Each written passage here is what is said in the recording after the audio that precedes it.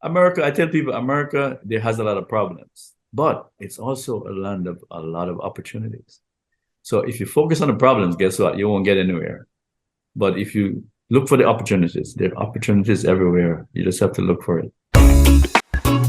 Welcome to the Immigrant Experience in America, an immigrant human library, where we amplify and humanize the experiences of immigrants in the United States and around the world.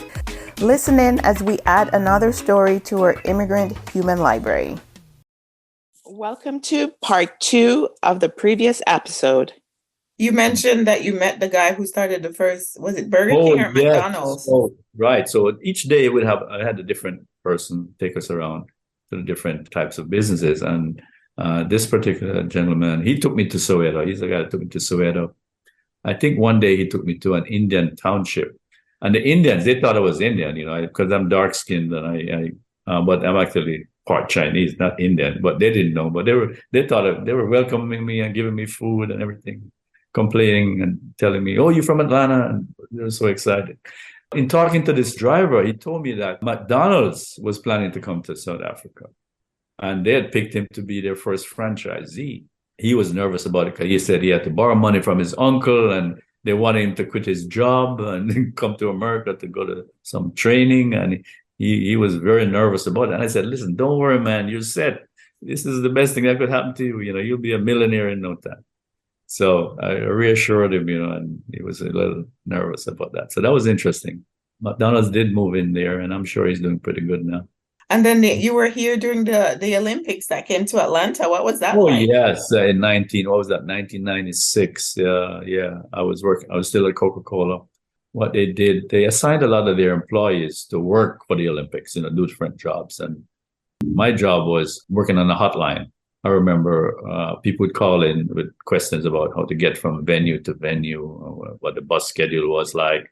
I remember somebody calling from China complaining that the Chinese athletes were being mistreated. They weren't getting enough Chinese food, and people were calling from Europe wanting to know, who was winning and what was the weather like. It was, that's some fun moments. It was interesting.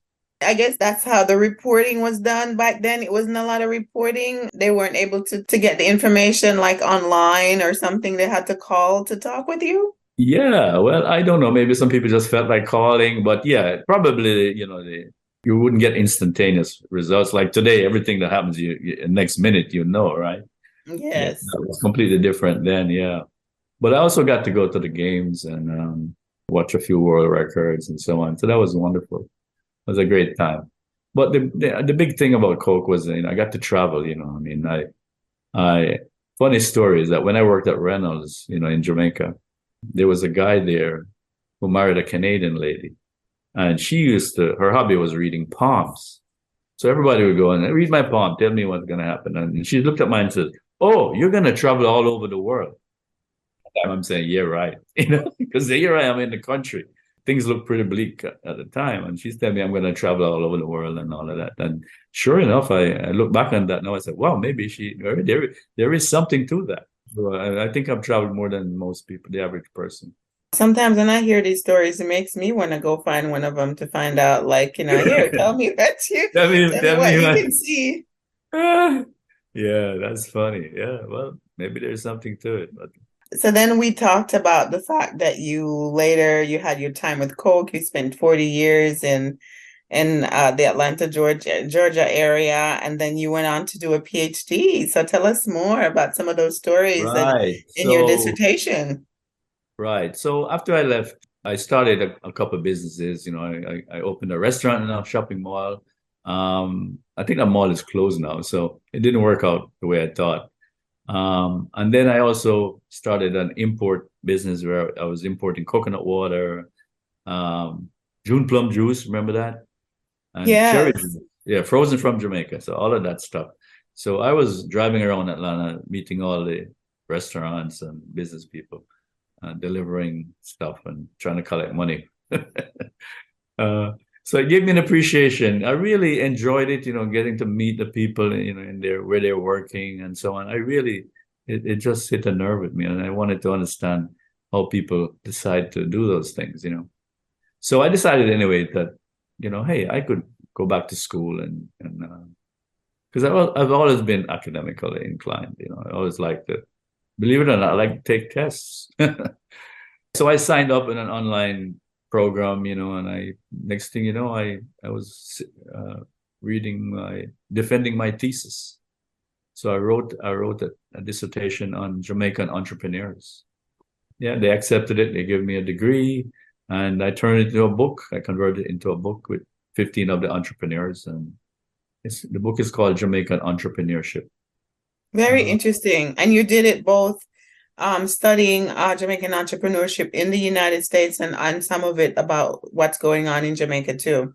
Right. So interesting thing. So my goal was to interview, Jamaican business people who were successful, not just Joe Blow, but people who were the big names, right? The guy who started Sandals, the Michael Lee Chin, who was the first Jamaican billionaire that we know of.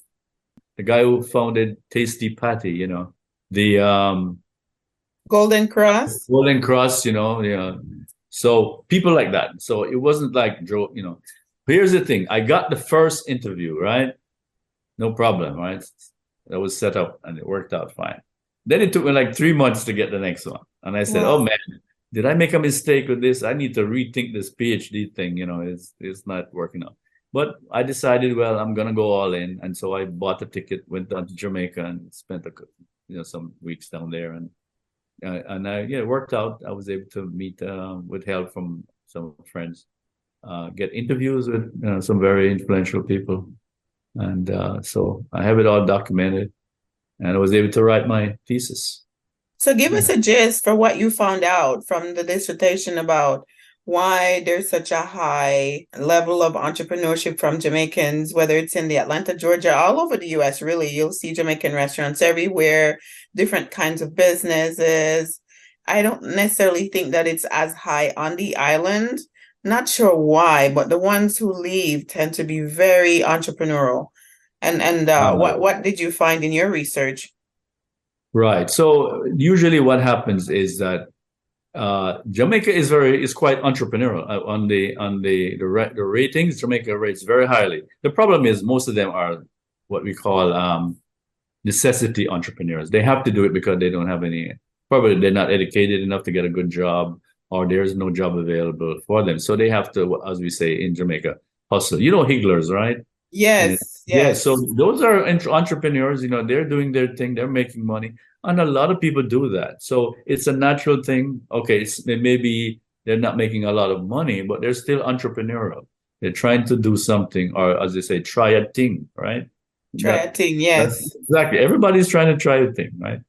And so we have that. And then we have another class of entrepreneurs who are what we call the opportunistic entrepreneurs. These are the guys who they see an opportunity that can go big. Yes. And they scale up. So, for example, Lowell Hawthorne started with one restaurant, and then before you know it, he's got a franchise chain, right? Across the US. And what was the name of his place in Jamaica? I've heard the name before. It was a bakery. Is it Hawthorne Bakery or something? So when he was growing up, they lived in a small town in St. Andrew called Boulder, I think. And his father had a bakery. But remember now, this is back in the day, no electricity, no running water, no nothing, right? So they had to wake up at 4 a.m. to get everything ready for the bakery. And they did all of that manually, no electrical anything. And then they had to deliver the bread before they went to school. So he learned to be entrepreneurial from those days. And I think he told me that he would raise, chicken and pigs and so on. And then he would sell them to his mother, who would then take them to market. And so he learned that, hey, I can make things. I can have one chicken. I can have eggs. The eggs can turn into chicken, and the chickens can turn, I can buy a goat, and before you know it, the rest is. So he learned that at an early age. And so when he went to New York, then he saw the opportunity and he took it. Wow. So that's the thing. So the thing about entrepreneurs is that entrepreneurs are people who don't dwell on the problems that they see. In other words, if you look around, there are always a lot of problems, right? And a lot of people will always say, well, you can't do anything because that won't work, or they won't let you do this or whatever. But the entrepreneur will see an opportunity. He says, okay, a lot of Jamaicans are here. They can't get patties. hey, give them patties. Let's make some patties. And Yes. he sees the opportunity, right? He sees what's possible. And that's the thing. That is the key. Well, just about all the stories have something similar to that, where they saw an opportunity and then they took it. And they took a risk, okay? It's not for everybody because you can lose your shirt. It's just the way it is. So the trick is do it early enough when, your whole life is not ruined. So, but you had some interesting story about, like, for example, how Butch Stewart started and how some of these people, like the opportunistic ones, like what were some of the stories that you uncovered through doing some of these interviews? Right. So, like Butch Stewart's a fascinating story because he actually didn't start out in the hotel business. He used to be a salesperson for some company, and he didn't. First of all, he wasn't like an academic person. I think he went to a lot of different schools, and you know, probably had. And one of the things I found too is a lot of these entrepreneurs, they were not academic minded. They didn't do well in school. A lot of them dropped out of school, and I explained that in my book that some people, the way their brains work, it's completely different. It's not geared to the academics, but Yes. it doesn't mean they can't do anything because they're actually more creative, they're more inventive, and they can think outside the box. They see things in a different way. And usually, typically in school, you're looking for the one right answer, right? The textbook tells you this is the answer, and if you put something else, it's wrong, and you don't get the grade. But in real life, there are several answers to anything, and entrepreneurs are like that. They will see another answer that's not in the book, and that's usually the secret to their success. That's a very good nugget you're telling us right there. Thanks for sharing that. Absolutely, absolutely. So I think in the case of Butch, he wanted to go into the sell air conditioners initially, and what he did, he went around and pre-sold air conditioners, right, to 30 people, I think it was, but he didn't have any to sell. Whoa. Having secured those orders, right, he then tried to find a distributor, and he actually flew to New Jersey or someplace and tried to get an appointment to see somebody. They wouldn't give it to him, of course. Who's this guy from Jamaica? We don't know him from anywhere. We want to deal with an established company. But he was so persistent. I think he ran into a member of the owning family, and this guy heard his story and said, "All right, give him a chance. What can we lose? 30 air conditioners, right?" So, and he was in business, but he differentiated himself because he promised that if you bought an air conditioner from us, we will have it installed the same day. So that was his thing, and so he captured the market. And there's a story, I think I cover it in the book, where there was one case where they had an order for an air conditioned unit, and they went to the house to install it. Nobody was home. The house was locked up, and they broke into the house, installed the thing, and then they paid for the repair of the door, whatever. But that's how insistent they were to follow through on the promise to deliver the same day. When he bought his first hotel, he did everything wrong, right? He bought it at a time when tourists were not coming to Jamaica. The economy was, in the gutter. And he bought a hotel that was run down, and it was at the base, I think it was at the end of the runway in Montego Bay. So whenever, planes taking off, there's a horrendous noise.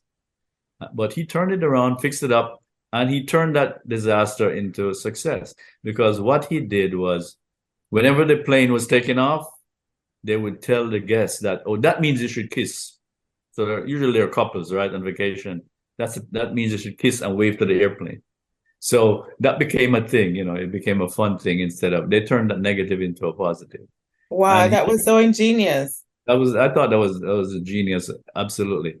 And then he realized that give people more than they expect, exceed their expectations. So he started putting stuff in their rooms, hair dryers, radios, you name it, things that they normally wouldn't get in a regular hotel. And so he became known for, the quality. And today they command a premium because it's luxury, right? Yeah, the Luxury Sandals brand. name and the Yeah. beaches for Right. families is a very nice logo out there, right? Oh yeah. And so the stories are all like that. I remember the guy who Vincent Chang, the guy who founded Tasty Patties. his story, I think his father was born in Jamaica. It was a Chinese guy born in Jamaica. He went back to China because in those days, I think the Chinese would send their sons back to soak up some culture. So he got married there and had some kids, and they were planning to come back to Jamaica. And he died, I think, 2 days before the ship sailed. Wow. Yeah, the father died. So he came in, they came anyway, his mother and the sons came. And then, but of course, she couldn't really support them. So he lived with some relatives. So he grew up in several different shops, which in a way it sounds bad, but whereas most people had the experience of one shop, he had several shops. Yeah, he worked in several shops. So he got a wide range of experience because he had to work for his keep in the shop. So eventually, though, when he finished school, he got a job at one of the bakeries in Jamaica, but he got a night shift, and then he got married. And his wife complained that, hey, this nighttime job is not working. So he realized that, he had to do something different. So he saw an opportunity when someone was selling a small restaurant, and he borrowed the money, from friends and relatives, whatever, set that up. And at that time, the number one seller was meatloaf in that little shop. But he liked to, because he liked baking, he was experimenting with the pastry, and he liked to make pies and so on. So he experimented with the patties. I think he said they used to sell a few patties a day, not much, nothing to speak of. But he experimented with the patty crust and the meat. And finally, he found one that was a hit.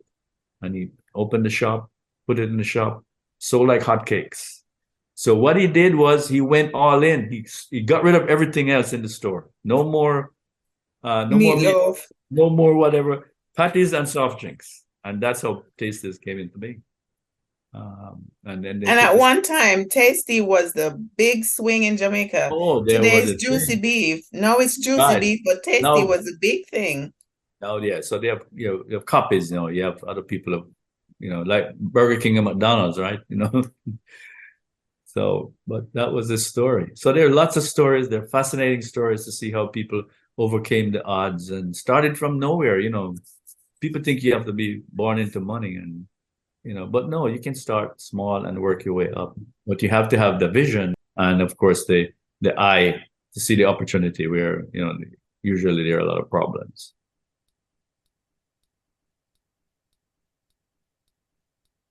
And then also the persistence to stick with all the problems that come up too, right? Exactly. Stick to itiveness, as they say, right? Stick with it. Don't give up. Keep plugging away. You were sharing something about a lady, I don't know if it was a friend of yours, about this musical bed story about how immigrants tend to make things work when they first come to the US just to survive. Right. So, yeah. So when I first came to New York, right? My grandmother said, "Oh, don't worry, don't take anything. You're going to your family, because my uncle, right, was over here." But it turns out that he had gotten divorced. Okay, by the time I arrived, so he no longer lived he no longer had a house and all of that. He was living with, I think, his girlfriend, and in her house, and her mother owned a building. So the fascinating thing about that was that this lady worked at night, right? She was a Jamaican too, but her story is also fascinating in its own right, because she came to America at the age of 55 after her raising 6 kids, right? Never went to high school or anything, but she got a job in a hospital working at the night shift, and before long she had saved up enough to buy an apartment building, a 4-unit apartment building. And so she had one. So the joke was that at night she would go to work at 11 and somebody would sleep in her bed. All right. Exactly. And then in the day she would come and she would sleep in the bed during the day. Then she had a sister who would, worked out during the week. And so 5 days a week she's away, but on the weekend she comes. So she needs a bed. So they'd find a bed and she would sleep on that bed for 2 nights and then she'd be gone again. And so people was always like that. The beds are always changing, and people are always coming in, spending a few months and before they moved on. And me too. I was there for several months before I moved on, and I remember living in Bed-Stuy, in Brooklyn, and the landlord. I had a room. The landlord was a Jamaican guy, right? This guy was fascinating to me, right? This guy didn't go to high school or anything. He worked in a factory during the day. He owned a house, but he rented out each room, right? So he had one room, he rented out all the other rooms, so he was collecting rent. And at night, he drove a taxi. This guy never slept, right? So it shows you what could be done, right? Today, the house is probably millions, That's great examples exhibiting that immigrant mentality, the immigrant spirit to, the energy and drive that people bring when they come to this country where they feel like there Right. is endless opportunities to expand, right? Right. And I know people who came here. I have a relative, he drove a bus. He didn't even finish primary school. And his wife also, I think she worked on the bus as a conductor. And they came to America late. She got a job in the hospital. He got a job as a mechanic or something. The first thing they wanted to do was buy a house. They didn't care what it took. They were going to buy a house. And they bought a duplex. So they could have, rent one unit and then they lived in another. And before you know it, they had another one. Today they live in Florida. They sold everything and retired to Florida. Every time you call them, they're cruising some river, living the good life. America, I tell people, America, there has a lot of problems, but it's also a land of a lot of opportunities. So if you focus on the problems, guess what? You won't get anywhere. But if you look for the opportunities, there are opportunities everywhere. You just have to look for it. I agree. I call it acres of diamonds, but you have to have that eye to see it, right? You have to, yeah. So, like the saying is, some people see a glass of water, it's half full, some see it's half empty, right? So you have to learn to see the opportunity amidst the problems. Yes, and don't there's a lot of distractions here too. Don't get that wrong now. Right, exactly. You can get sidetracked and, partying and whatever. And before you know it, you've forgotten why you were here. So And especially, here's the thing I think that helped Jamaicans is a lot of people come here because they're planning to go back. They're not thinking, well, I'm going to live here forever and I'm just going to. So with that mindset, they're always, looking to, well, what can I, how am I getting closer to my goal of going back and buying a big house and living large or whatever. And a lot of people have done that, but I think that has made a big difference for many people by having that focus, not losing focus and getting, trapped into the everyday life.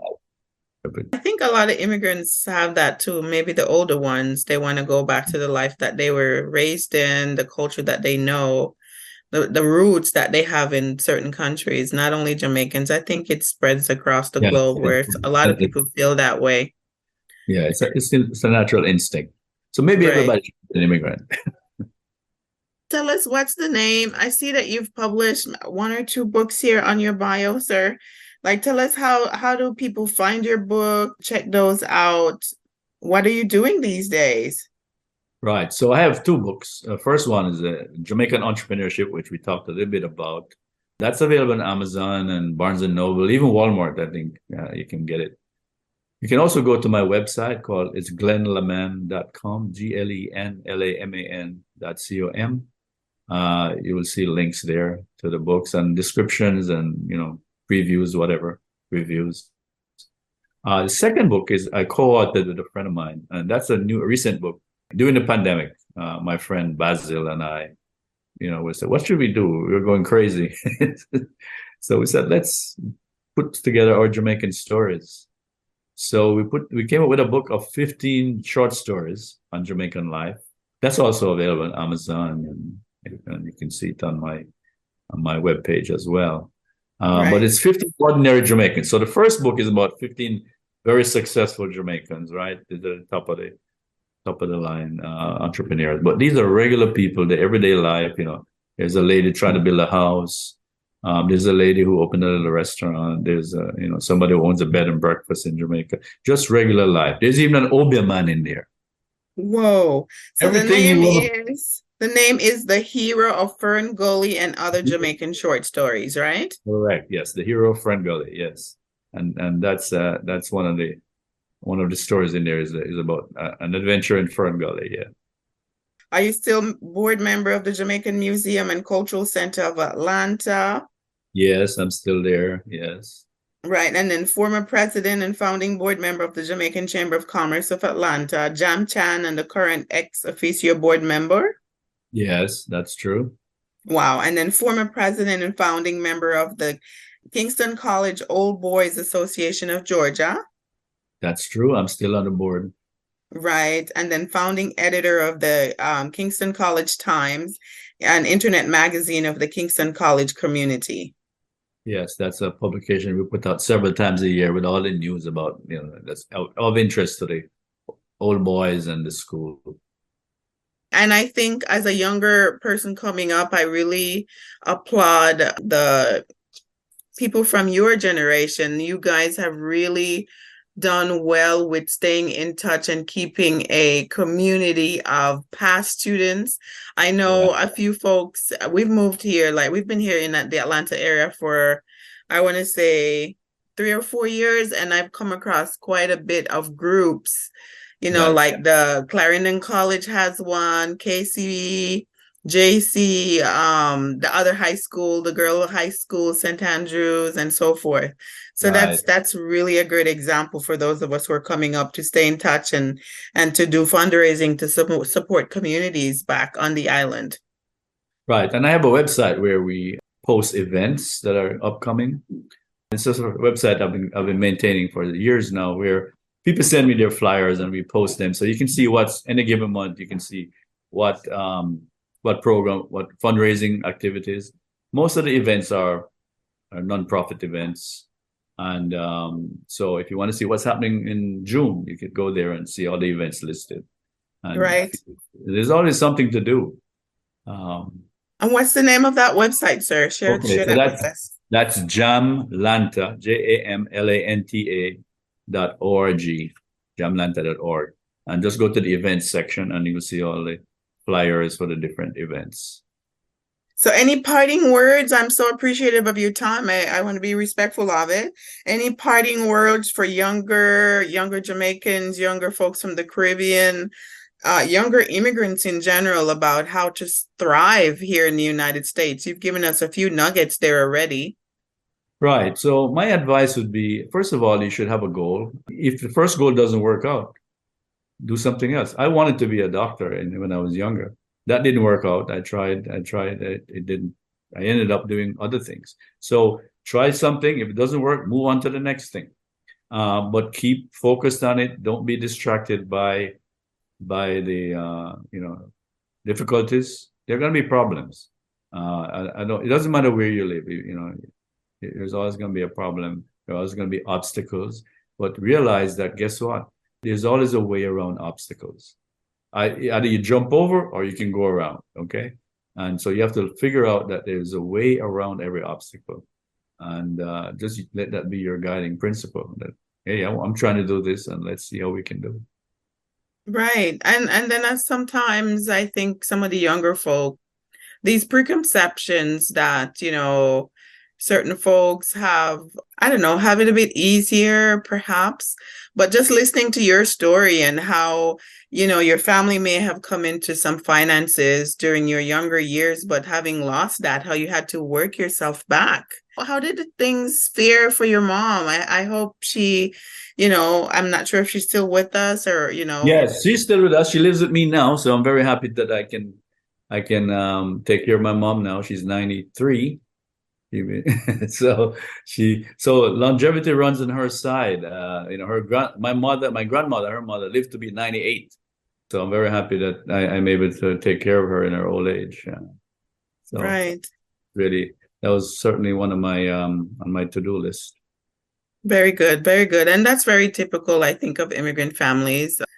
We tend to look out for our parents when they get older, they move in with us, which I think is very healthy for the grandchildren and everybody involved. And it's healthy for them too.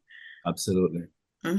Healthy for the community to look out for our older folks. And we all learn from each other, right? Absolutely. But we thank you so much for sharing your story with us, Dr. Laman. Well, thank you, Simone. I enjoyed it. And thank you for having me.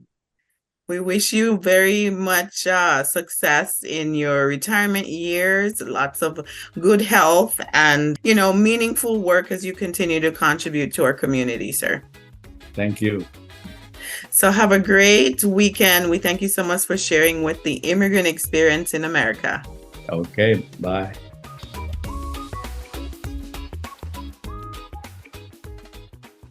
Friends, as always, please subscribe, comment, and share if you enjoyed this interview.